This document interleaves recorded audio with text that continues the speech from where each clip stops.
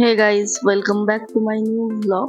তো তোমরা সবাই কেমন আছো? আশা করছি তোমরা সবাই খুব ভালো আছো, আর আমিও কিন্তু খুব ভালো আছি। তো এইখানে দেখো, আমি ঘুম থেকে উঠেই চলে এসেছি রান্নাঘরে, কারণ বর ঘুম থেকে তুলেই বলছে যাও চা করে নিয়ে আসো, একটু চা খেতে ইচ্ছে করছে। তো তাই জন্য দেখো, এখানে আমি এখন চা করতে চলে এসেছি রান্নাঘরে। তো এখানে চা করতে করতে আমার আরো কিছু কাজ ছিল, সেইগুলো আমি করছিলাম। আর এখানে দেখো, আমার চা করা কিন্তু হয়ে গেছে।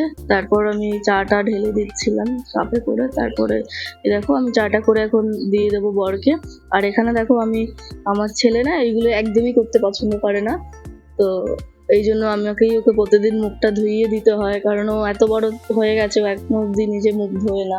এইগুলো করতে আর কি খুব বায়না করে। তো আমার ছেলে এখন মানে নতুন স্কুলে ভর্তি হয়েছে এই বছরই।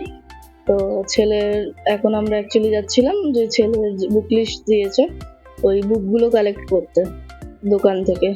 2 দিন 3 দিন ধরে যাচ্ছিলাম, বারবার ঘুরে আসছিলাম। আর বলছিল ওই দাদা ভাইটা যে আজকে বই আনা হয়নি, আজকে এসো কালকে এসো। ওই জন্য ফাইনালি কালকে রাতে ফোন করেছিল।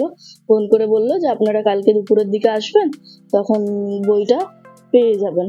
তো আমরা ওই জন্যই এখন এসছি বই নিতে। আর এখানে দেখো, আমরা বই নিচ্ছিলাম। আর এখানে দেখো, আমার বর, ওই আমার ছেলে বাইরে বেরোলেই বায়না করে এইটা খাবো সেটা খাবো, ওইগুলোই কিনে দিচ্ছিল। আর এখানে আমার ছেলে কিছু বলছিল তখন আমাকে। আর এখানে দেখো, আমার বইগুলো সমস্ত বই নেওয়া হয়ে গেছে। তো তোমাদের এই ব্লগটা কেমন লাগলো? তোমরা প্লিজ আমার চ্যানেলটাকে সাবস্ক্রাইব আর ফলো করে দিও।